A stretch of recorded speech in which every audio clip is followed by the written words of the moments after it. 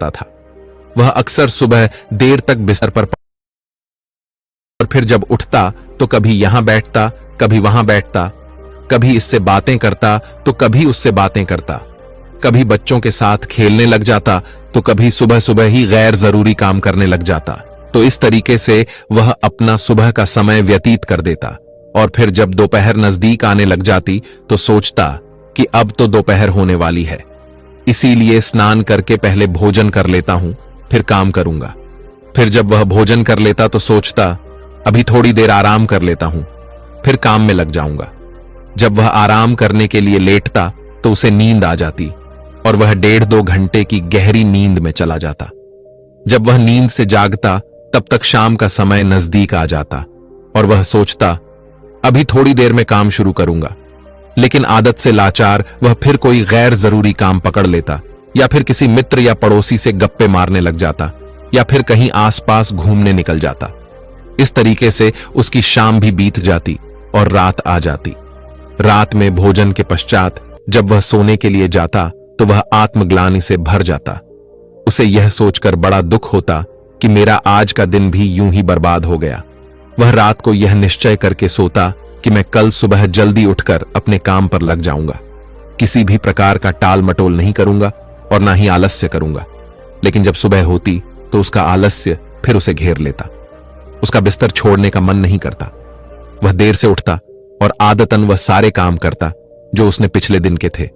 तो इस तरीके से वह आलस्य और टाल मटोल के चक्कर में फंस चुका था। ऐसा नहीं था कि वह कुछ करना नहीं चाहता था या फिर आलस्य के अपने इस चक्कर को तोड़ना नहीं चाहता था। वह कई बार आलस्य के इस चक्कर को तोड़कर अपने महत्वपूर्ण कामों को करने में जुट भी जाता था, लेकिन वह अपनी इस नई आदत को लंबे समय तक कायम नहीं रख पाता था और फिर से अपनी वही पुरानी टाल मटोल की आदत में फंस जाता था। उसके इस आलस्य और काम को टालने की आदत से उसके साथ साथ उसके घर वाले भी बहुत परेशान थे, क्योंकि वह उन कामों को भी टाल रहता था जिससे उसका घर चलता था। खेती उसकी आय का एकमात्र स्रोत थी, लेकिन वह खेती के कामों में भी टाल मटोल करता रहता था। वह ना तो समय पर जुताई बिवाई करता, ना ही फसलों की सही से देखभाल करता और ही समय पर फसलों को पानी देता, जिससे उसकी फसल औरों के मुकाबले कम होती थी और वह उससे उतनी आय नहीं कर पाता था जिससे उसके घर का खर्च आसानी से चल सके। घर में पैसों की कमी की वजह से अक्सर उसे पत्नी के गुस्से और तानों का सामना करना पड़ता था और कभी कभी तो बात लड़ाई तक भी पहुंच जाती थी, जिससे अब वह बहुत परेशान रहने लगा था। लेकिन वह चाहकर भी अपने इस मानसिक आलस्य के दुष्चक्र को तोड़ नहीं पा रहा था। एक दिन ऐसे ही वह अपने घर के बाहर बैठकर अपने आलस्य से बाहर निकलने का तरीका सोच रहा था कि तभी अचानक उसकी नजर अपने घर से कुछ दूरी पर बने मंदिर में रहने वाले महात्मा जी पर पी। महात्मा जी को देखते ही उस आलसी व्यक्ति को महात्मा जी के अनुशासित दिनचर्या की याद आ गई। उसने सोचा, ये महात्मा जी रोज सुबह 4 बजे से भी पहले उठकर गांव के बाहर के नदी से स्नान करके आ जाते हैं। उसके बाद जब ज्यादा गांववासी सो रहे होते हैं तभी अपने पूजा पाठ और ध्यान इत्यादि के काम में लगे होते हैं, और जब तक गांव वालों की सुबह होती है और वह अपने दिनचर्या की शुरुआत करते हैं तब तक यह महात्मा जी अपने मंदिर परिसर की साफ सफाई करके अपने मुख्य दैनिक कार्यों को खत्म कर चुके होते हैं। उसके बाद यह भिक्षा के लिए गांव में जाते हैं और भिक्षा लाकर अपना भोजन भी स्वयं बनाते हैं। भोजन करने के पश्चात यह पूरी दोपहर धर्म ग्रंथ का अध्ययन करते हैं और फिर शाम को मंदिर में आने वाले श्रद्धालुओं के साथ प्रवचन और वार्तालाप भी करते हैं। इसके पश्चात यह शाम की संध्या आरती करके अपना भोजन बनाते हैं और फिर रात में जल्द ही मंदिर के बाकी काम खत्म करके समय पर सो भी जाते हैं। तो आखिर यह इतने अनुशासित और कर्मशील कैसे रह पाते हैं? और यह महात्मा जी तो इतनी व्यस्त दिनचर्या का पालन वर्षों से करते आ रहे हैं। थोड़ी देर तक ऐसे ही प्रश्नों पर विचार करने के बाद वह आलसी व्यक्ति उन महात्मा जी के पास जाकर अपने आलस्य के कारणों का पता लगाने का निश्चय करता है। वह तुरंत ही उस मंदिर में पहुंच जाता है और उन महात्मा जी को प्रणाम करके उनसे विनय भरे स्वर में कहता है, मुनिवर, मैं आपके पास अपनी एक बहुत बड़ी समस्या लेकर आया हूं। महात्मा जी ने कहा, क्या समस्या है तुम्हारी जिसे तुम इतनी बड़ी समझ रहे हो? उस आलसी व्यक्ति ने अपने आलस्य और टाल मटोल की पूरी कहानी महात्मा जी को सुना दी।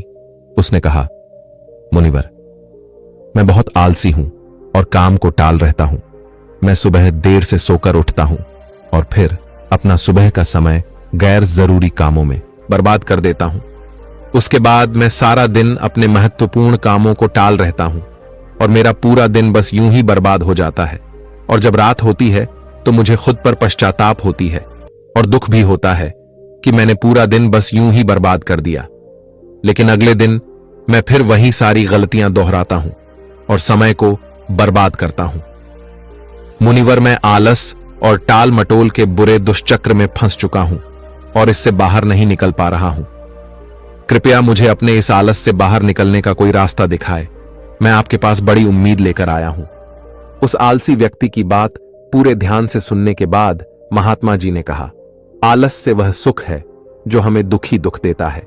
कार्य या परिश्रम करने की क्षमता होने के बावजूद उस कार्य को न करना या उसे करने में टाल मटोल करना ही आलस्य करना कहलाता है और यह आलस्य व्यक्ति को कहीं नहीं छोड़ता। तुम्हारी आलस्य और टाल मटोल का सबसे बड़ा कारण तुम्हारी सुबह की खराब दिनचर्या है, क्योंकि तुम अपना सुबह का कीमती समय भी व्यर्थ के कार्यों और टाल मटोल में बर्बाद कर देते हो, जिससे तुम्हारे दिन की शुरुआत ही खराब होती है। और फिर जैसे जैसे दिन गुजरता है तुम्हें लगने लगता है कि तुम्हारा आज का समय भी बर्बाद हो गया।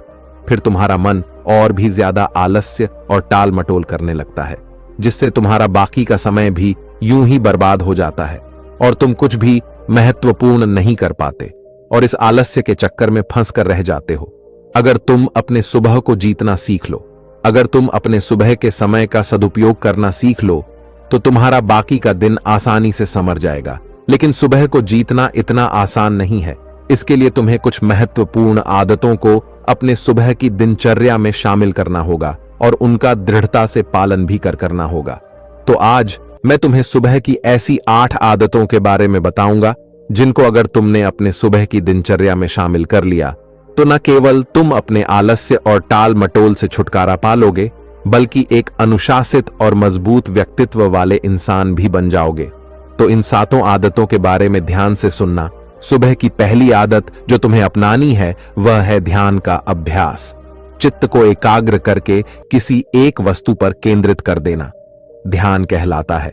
ध्यान करने से आत्मिक तथा मानसिक शक्तियों का विकास होता है। अगर तुम रोज सुबह बैठकर 10 से 15 मिनट सिर्फ अपनी सांसों पर ही ध्यान लगाओ, आती जाती सांसों को देखो कि जब सांस तुम्हारे अंदर जाती है तो पेट कैसे फूलता है और जब वही सांस बाहर निकलती है तो पेट कैसे पिचक है। देखो कि सांस पेट से चल रही है या सीने से, सांस दाईं नाक से ज्यादा चल रही है या बाईं नाक से।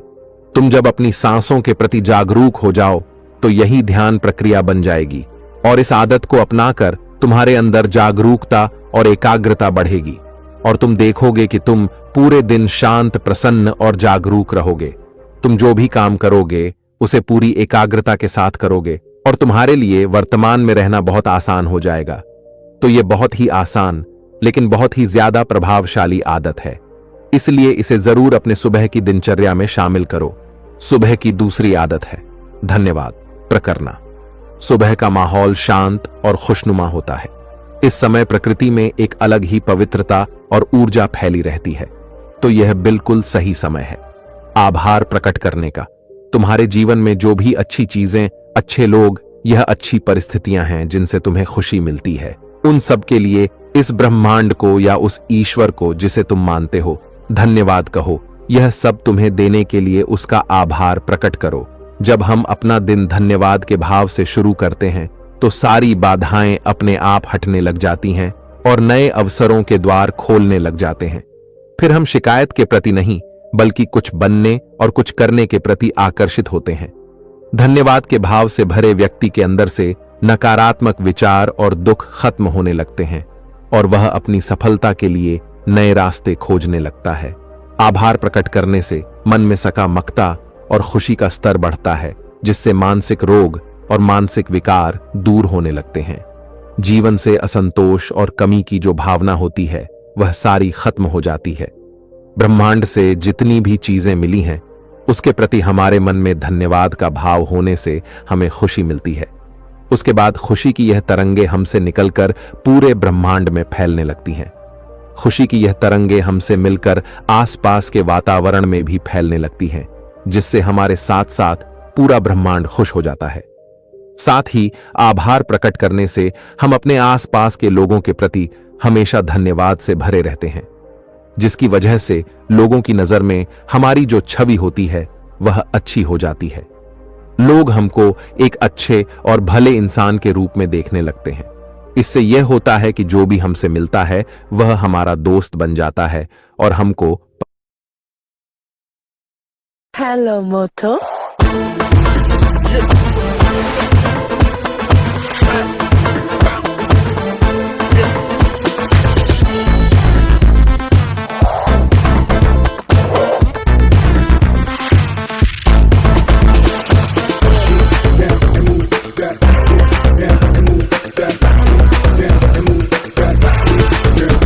The Moto G85 5G.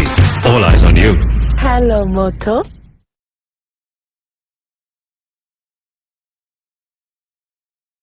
I'm Brinda Bhattacharya and I'm going to be your dean for the next 2 years. Why don't we introduce ourselves? I'm Gurpreet and I'm from Time. I'm Sadgi and I'm from Time. Vishal from Time. Nandini from Time. Time. Hold on. How many of you are from Time? Same story, time after time. पसंद करने लगता है। संक्षिप्त में कहें तो रोज धन्यवाद प्रकट करना जीवन में सुख, शांति और समृद्धि के द्वार खोल देता है। इसी तरह तीसरी आदत है व्यायाम। व्यायाम यानी कसरत करना बहुत ही जरूरी है। अपनी सुबह की दिनचर्या में व्यायाम या योगासनों को शामिल करना व्यक्ति को चमत्कारिक रूप से बदल कर रख देता है। नियमित रूप से व्यायाम करने से व्यक्ति का मन बहुत ही प्रसन्न और उत्साहित रहता है। दिन भर शरीर में ऊर्जा बनी रहती है। शरीर मजबूत और आकर्षक बनता है। खाया पिया शरीर पर लगता है। एक नियमित रूप से व्यायाम करने वाला व्यक्ति लोगों की भीड़ में भी सबसे अलग नजर आता है। व्यायाम शरीर की कमजोरी, जकन और थकान को दूर करके व्यक्ति के आलस्य को खत्म करता है। साथ ही यह व्यक्ति को अनुशासित भी बनाता है। व्यायाम करने से मानसिक तनाव और चिंता में कमी होती है, क्योंकि ज्यादातर व्यक्तियों को अधिकतर चिंता तो अपने शरीर और स्वास्थ्य को लेकर बनी रहती है।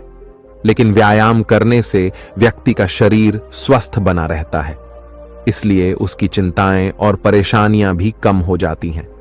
तो तुम्हें अपनी दिनचर्या में व्यायाम को जरूर शामिल करना चाहिए, और वह भी कम से कम 30 मिनट रोज सुबह में।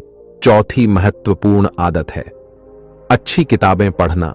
दुनिया में जितने भी महान और सफल लोग हुए हैं, उन सब में एक आदत होती है कि वह सभी अच्छी किताबें पढ़ने के शौकीन होते हैं।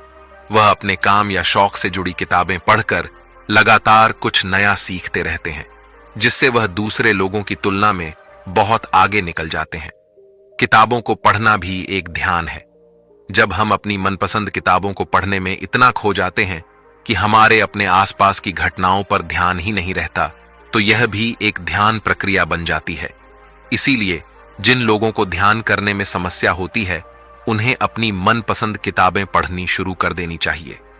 किताबें पढ़ने के बहुत से फायदे हैं, जैसे इससे एकाग्रता बढ़ती, दिमाग तेज होता है, तनाव कम होता है, जानकारी बढ़ती है, बात करने, बोलने और लिखने की कला विकसित होती है, कल्पनाशीलता बढ़ती है, याददाश्त बढ़ती है, अच्छी नींद आती है, अकेला पनूर होता है और यह हमें एक बेहतर इंसान बनाती है। इसीलिए तुम्हें हर दिन सुबह या रात में सोने से पहले किताबें जरूर पढ़नी चाहिए। सुबह की 5वीं आदत है लक्ष्य निर्धारित करना। सुबह सुबह हमारा मन ज्यादा शांत और स्पष्ट होता है। हम ज्यादा स्पष्टता के साथ सोच सकते हैं। इसलिए दिन भर में क्या क्या काम करना है, कौन सा काम किसे सौंपना है या किस नए काम की शुरुआत करनी है, इन सब चीजों की योजना सुबह सुबह ही बना लेनी चाहिए। लक्ष्य निर्धारित करना इतना जरूरी क्यों है? क्योंकि हमारा मन इतना चंचल होता है कि वह एक दिशा में आगे बढ़ने के लिए तैयार नहीं होता, बल्कि जो मन को अच्छा लगता है उसी दिशा में कार्य करने के लिए हमें मजबूर करता रहता है। मन की इच्छाएं मौसम की तरह होती हैं, जो हर कुछ समय अंतराल के बाद बदलती ही रहती है। इसीलिए मन की इन इच्छाओं को नियंत्रित करने के लिए लक्ष्य को निर्धारित करना बहुत आवश्यक होता है। जब हम लिखित रूप में अपना लक्ष्य निर्धारित कर लेते हैं तो हमारा लक्ष्य हमें एकदम साफ साफ दिखाई देने लगता है और लक्ष्य निर्धारण के द्वारा हम अपने मन पर काफी हद तक काबू भी पा लेते हैं। लक्ष्य निर्धारण के द्वारा हमें अपने मन को एक कार्य में केंद्रित और एकाग्रचित्त करने में मदद मिलती है। सुबह की छठी आदत है पानी पीना। सुबह उठते ही 2 या 3 गिलास पानी पीना शरीर के लिए अमृत का कार्य करता है। सुबह सुबह पानी पीने से पेट अच्छे से साफ होता है। शरीर में रात भर में जो भी पानी की कमी हुई है उसकी पूर्ति हो जाती है। सुबह अच्छे से पानी पी लेने से शरीर में दिन भर ऊर्जा और ताजगी बनी रहती है। सुबह ज्यादा पानी पीने का एक फायदा यह भी होता है कि फिर हमें दिन भर बार बार प्यास नहीं लगती। अगर शरीर में पर्याप्त पानी की मात्रा बनी रहती है तो इसके बहुत सारे फायदे भी होते हैं। जैसे इससे शरीर की अच्छे से सफाई हो जाती है, त्वचा चमकदार और सुंदर दिखती है, दिमाग तेजी से कार्य करता है, पाचन में सुधार होता है और शरीर का वजन नियंत्रित रहता है, जिससे शरीर को आलस्य और थकान कम होती है। इसलिए सुबह उठकर गुनगुना पानी पीना बहुत ही अच्छी आदत है। सुबह की 7वीं अच्छी आदत है कि सुबह का नाश्ता अच्छा और पौष्टिक हो। नाश्ता हमारे दिन का पहला भोजन होता है, इसीलिए इसका पौष्टिक और अच्छा होना बेहद जरूरी है। अगर हम सुबह सुबह ही ज्यादा भारी तेल युक्त या कोई ऐसा नाश्ता कर लेते हैं जो हमारे शरीर के लिए अच्छा नहीं है तो हमें सुबह सुबह ही भारीपन और आलस से महसूस होने लगता है, जिससे हम अपने कामों पर सही से ध्यान नहीं दे पाते।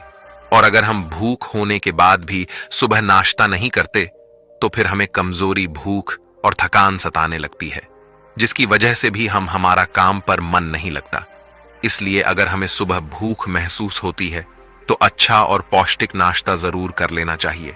लेकिन यह जरूरी है कि भूख लगे तो नाश्ता जबरदस्ती या फिर सिर्फ नियम पूरा करने के लिए नहीं करना है। इतना कहने के बाद महात्मा जी ने अपनी बात समाप्त कर दी और उस आलसी व्यक्ति ने भी महात्मा जी की बातों को ध्यान से सुनने के बाद उन 7 आदतों को अपने सुबह की दिनचर्या में शामिल करने का निश्चय कर वहां से चला गया। दोस्तों, आज के समय में एक और बुरी आदत है जिसकी वजह से लोगों की सुबह की दिनचर्या खराब हो जाती है, और वह आदत है उठते ही मोबाइल फोन पर लग जाना। आजकल तो लोगों की सुबह की शुरुआती मोबाइल के साथ होती है। उठते ही सोशल मीडिया पर लग जाते हैं और सुबह के लिए इससे बुरा काम और कुछ हो ही नहीं सकता। आपको सुबह उठने के बाद देर से 2 घंटे तक स्क्रीन को नहीं देखना होता है, इससे दूर रहना होता है। देखिए, मोबाइल हमारी सुविधा के लिए बनाया गया है और यह बहुत अच्छा है, लेकिन अगर यही मोबाइल हमें बीमार और कमजोर बना रहा है तो यह बहुत बुरा है और यह हमारी कमजोरी है, क्योंकि मोबाइल खुद से उछलकर हमारे हाथों में नहीं आता, वह हम ही हैं। वह हमारी ही कमजोरी है जो इससे चिपके रहते हैं और फिर बोलते हैं कि मोबाइल का एडिक्शन छूट नहीं रहा। ऐसे दोष देने से कुछ नहीं होगा।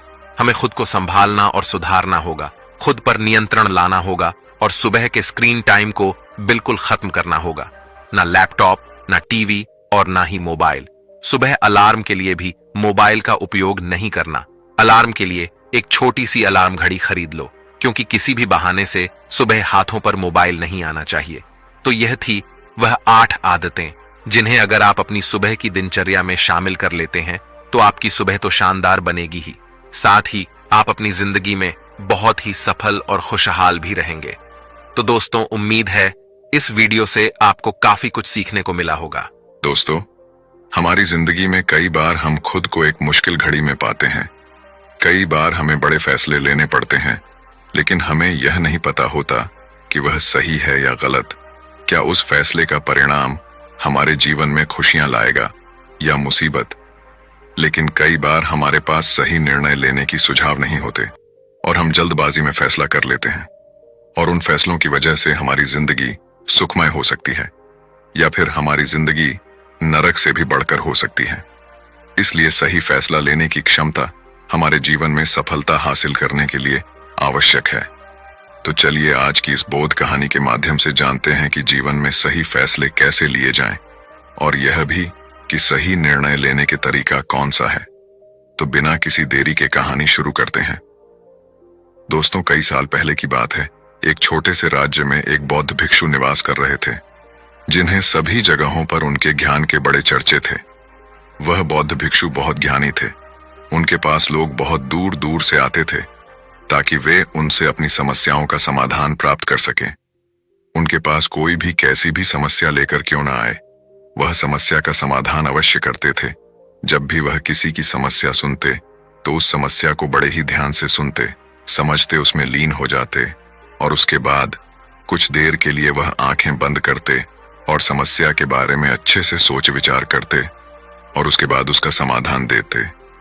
ऐसे में कोई भी व्यक्ति उनके बारे में केवल एक ही बात सोचता था, शायद इन साधु के पास कोई ऐसी चमत्कारिक शक्तियां हैं जिससे यह समाधान पूछते हैं और उसके बाद हमें वह समाधान बताते हैं। एक बार एक युवक ने उन महाराज से यह पूछ भी लिया, क्या आपके पास ऐसी कोई चमत्कारी शक्तियां हैं जिसके कारण आप हमारी समस्याओं का समाधान करते हैं, या आपके पास ऐसी कोई दिव्य दृष्टि है जिससे आप हमारी समस्याओं का समाधान खोज पाते हैं। उस युवक की यह बात सुनकर वह साधु जोर जोर से हंसने लगे, लेकिन उन्होंने उस युवक की बात का कोई जवाब नहीं दिया। उसके कुछ ही दिनों बाद उस राज्य में एक बड़ी अजीब सी घटना घटी। उस राज्य में एक बुढ़िया औरत रहा करती थी जो अपने पूरे घर में अकेले ही रहती थी। उसका कोई न था। उस राज्य से होकर 4 मित्र अपने घर की ओर जा रहे थे। वे लोग दूसरे नगर में काम करके पैसा इकट्ठा करके अपने गांव की ओर जा रहे थे। ये बात बहुत पुराने जमाने की है, जब यातायात के साधन ना हुआ करते थे, इसलिए वे लोग पैदल ही यात्रा किया करते थे। इसी कारण वे चारों मित्र अपने अपने धन को इकट्ठा करके अपने गांव की ओर प्रस्थान कर रहे थे। उन चारों ने अपना अपना धन एक छोटी सी पोटली में रखा था और उसी पोटली में उन सब की सारी कमाई थी। तभी उन चारों मित्रों में से एक मित्र कहता है, मित्रों, इस तरह से यदि हम अपना धन अलग अलग रखेंगे तो इससे हमारा धन चोरी हो सकता है। क्यों ना हम अपना सारा धन एक ही पोटली में रख दें, जिससे हम सब इस पर ध्यान भी दे सकेंगे और हमारा धन सुरक्षित भी हो जाएगा। और जब हम अपने गांव पहुंच जाएंगे तो हम वहां पर अपना अपना हिस्सा इसमें से ले लेंगे। उन तीनों मित्रों ने उस युवक की बात मान ली और वे सभी मिलकर अपना धन एक ही पोटली में रख देते हैं और वे सभी मिलकर अपने गांव की ओर आगे बढ़ते हैं। चलते चलते काफी समय बीत चुका था और अब रात्रि होने वाली थी। तभी आगे चलकर रास्ते में उन्हें एक घर दिखाई दिया जहां पर एक बूढ़ी औरत रहा करती थी।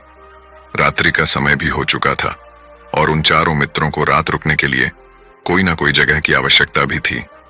ऐसे में उन चारों ने मिलकर यह योजना बनाई कि वे लोग आज रात इसी घर में ठहर। इसलिए वे चारों लोग उस घर की ओर आगे बढ़ते हैं। उस घर का दरवाजा खटखटा है।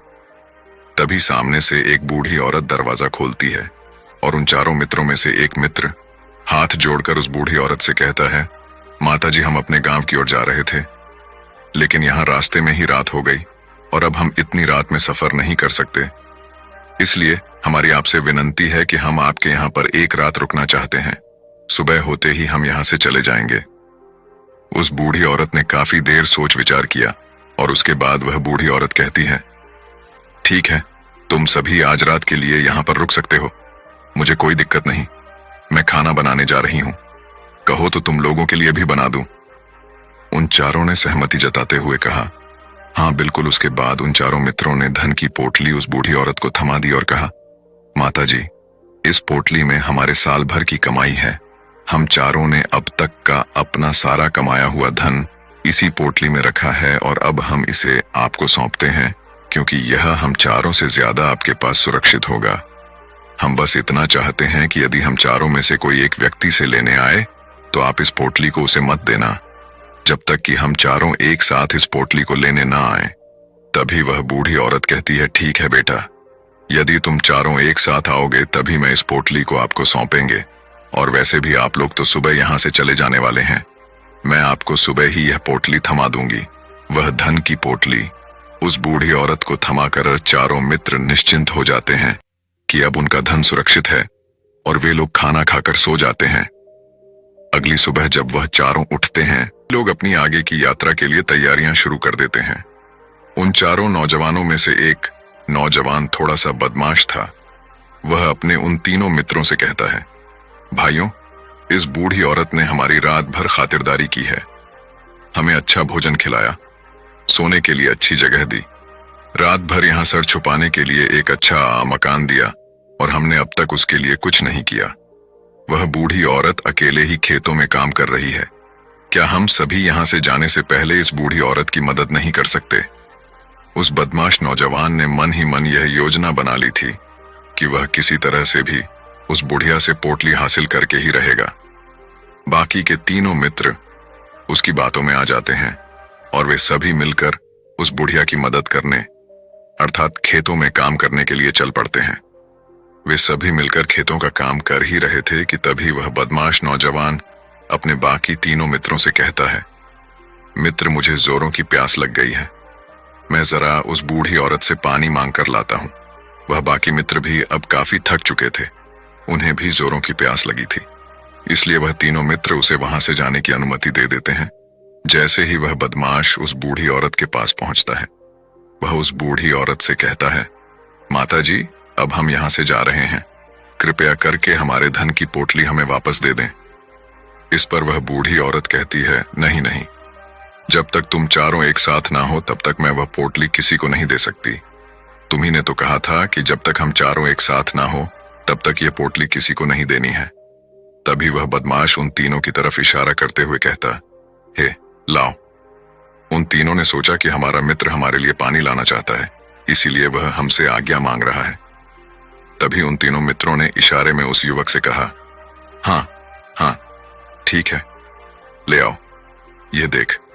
उस बुढ़िया को यह लगने लगा कि अब यह चारों यहां से जा रहे हैं और यह अपनी पोटली मांग रहे हैं, इसलिए उस बुढ़िया ने वह कोट लाकर उस बदमाश के हाथों में रख दी और वह बदमाश उस पोटली को लेकर वहां से चला गया और बाकी के तीनों मित्र अपने खेत के काम में व्यस्त हो जाते हैं। कुछ देर के बाद जब वह तीनों खेत का काम करके वापस लौटते हैं और बुढ़िया से कहते हैं, माता जी, हमारा मित्र जो यहाँ पानी पीने आया था वह कहाँ गया? इस पर वह बुढ़िया कहती हैं, क्या वह पानी पीने आया था? पर वह तो कह रहा था कि हम चारों जा रहे हैं, कृपया करके हमारे धन की पोटली हमें थमा दे। तब तीनों बड़े आश्चर्य होकर उस बुढ़िया से कहते हैं, माता जी, हमने भला कब कहा? वह पोटली मांगी थी, हमें तो प्यास लगी थी और हमने पानी के लिए इशारा किया था। तभी बूढ़ी औरत उन तीनों से कहती है, परंतु अब तो वह पोटली लेकर जा चुका है। तभी वह तीनों मित्र सर पकड़कर रोने लगते हैं और कहते हैं, माता जी, उसमें हमारा सारा कमाया हुआ धन था जो वह अकेले लेकर भाग चुका है। हमने तो आपको कहा था कि जब तक हम चारों एक साथ ना आए तब तक आपको वह पोटली किसी को नहीं देनी है। फिर आपने ऐसा क्यों किया? इसमें आप ही की गलती है। हमने आपको उस पोटली की हिफाजत के लिए रखा था और आपने उसे एक ऐसे आदमी के हाथों में दे दिया जिसने हमारा सारा धन हमसे लूट लिया। हम बर्दाश्त नहीं करेंगे। हम राजा के पास जाएंगे और राजा से आपकी शिकायत करेंगे, न्याय की मांग करेंगे। अब तो इस बात का राजा ही फैसला करेंगे।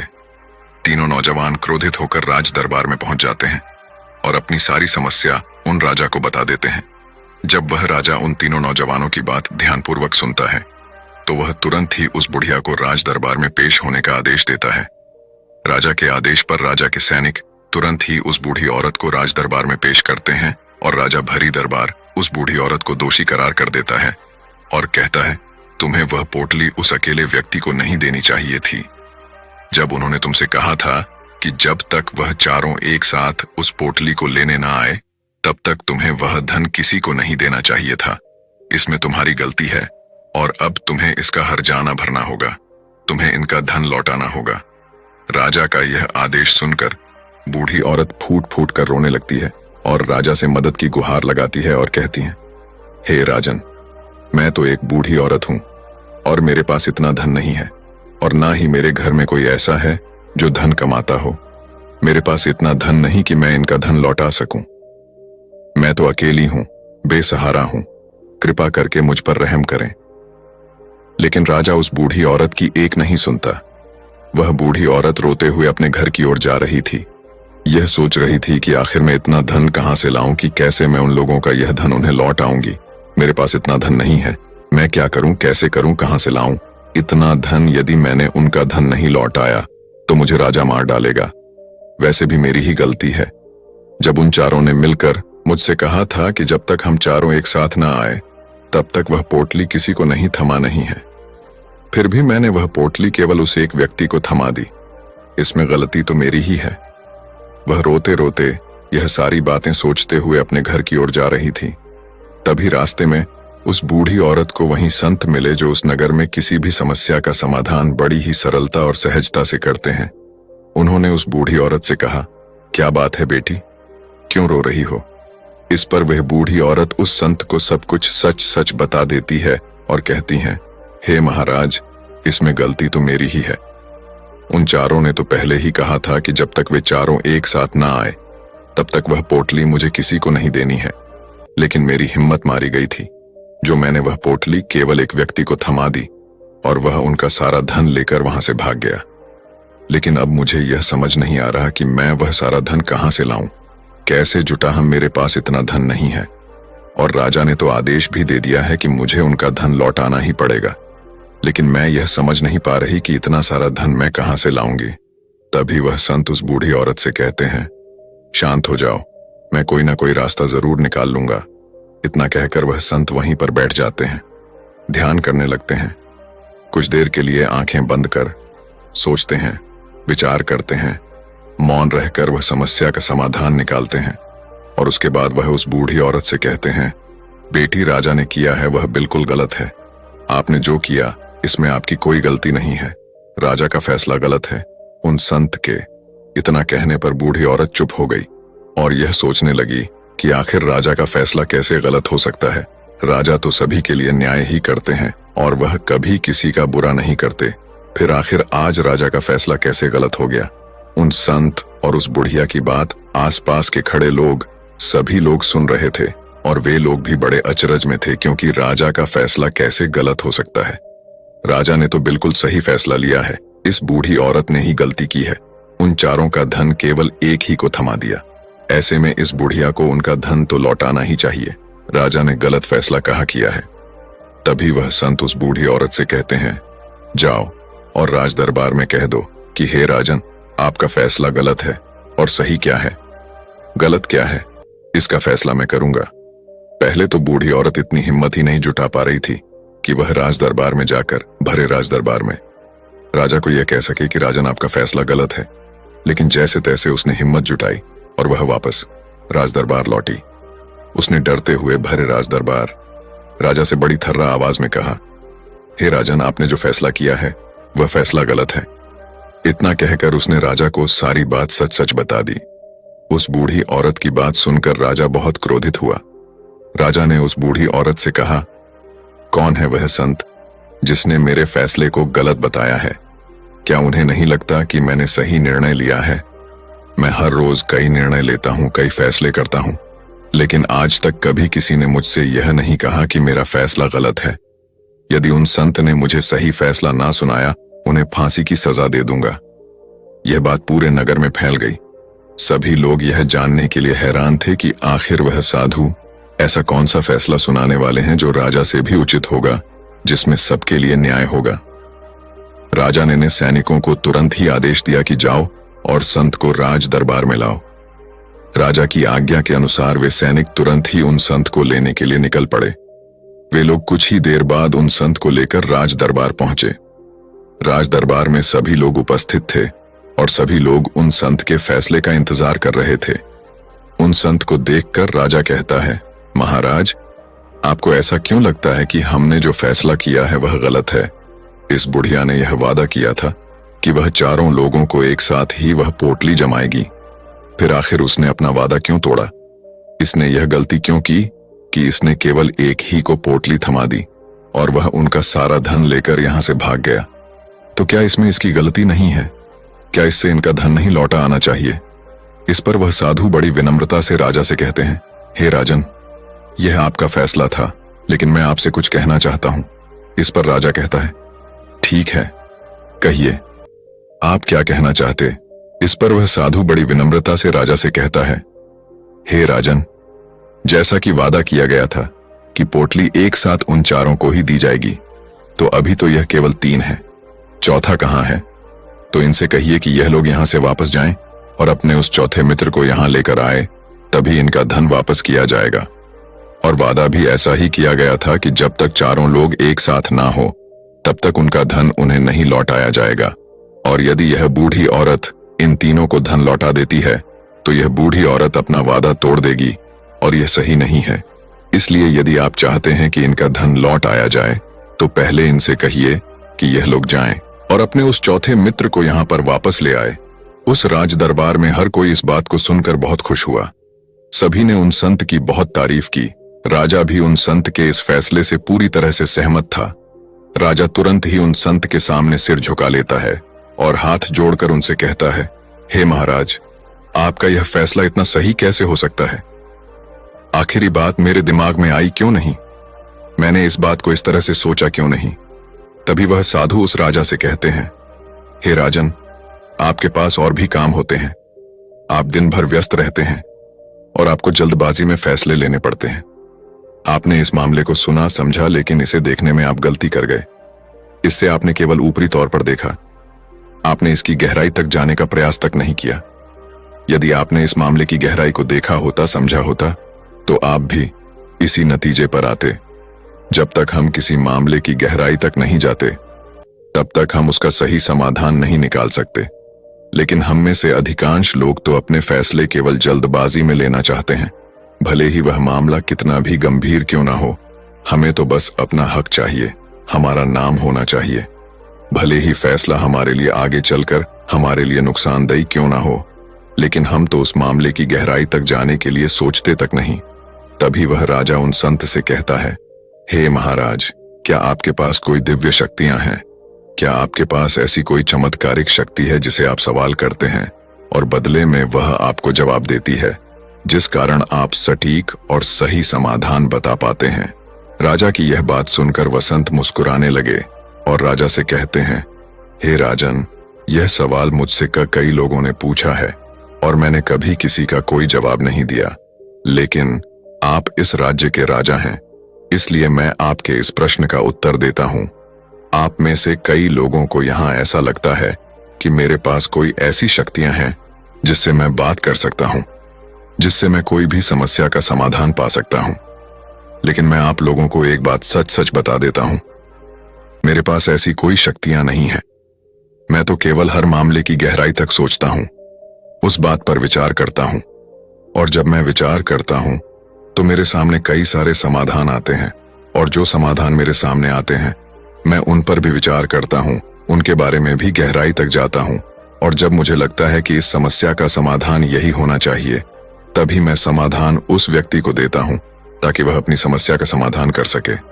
अब आप ही सोचिए, आप जल्दबाजी में यह फैसला लेकर इस बुढ़िया का जीवन पूरी तरह से बर्बाद कर देते। हमारा पूरा जीवन केवल एक फैसले पर निर्भर करता है। यदि वह फैसला सही हुआ तो हमारा जीवन अच्छा बन जाएगा, और यदि वह फैसला गलत निकला तो हमारा जीवन नर्क से भी बदतर हो सकता है। इसीलिए यदि आप सही और सटीक फैसला लेना चाहते हैं तो आपको मौन रहना सीखना पड़ेगा। मौन रहकर उस पर विचार करना सीखना होगा, क्योंकि हमारे फैसले ही हमारा भविष्य तय करते हैं, हमारी जिंदगी का अगला पड़ाव तय करते हैं। फिर चाहे वह फैसले छोटे हों या बड़े, वे ही हमारी जिंदगी को निर्धारित करते हैं। इसलिए सबसे पहले हमें सही फैसले लेने के लिए मौन रहना सीखना आवश्यक है, उन पर विचार करना आवश्यक है। और जब आप ऐसा करते हैं तो आपके सामने एक ही समस्या के कई सारे समाधान निकल कर आते हैं, और जब आप उन पर गौर करेंगे तो आपको यह समझ में आएगा कि उन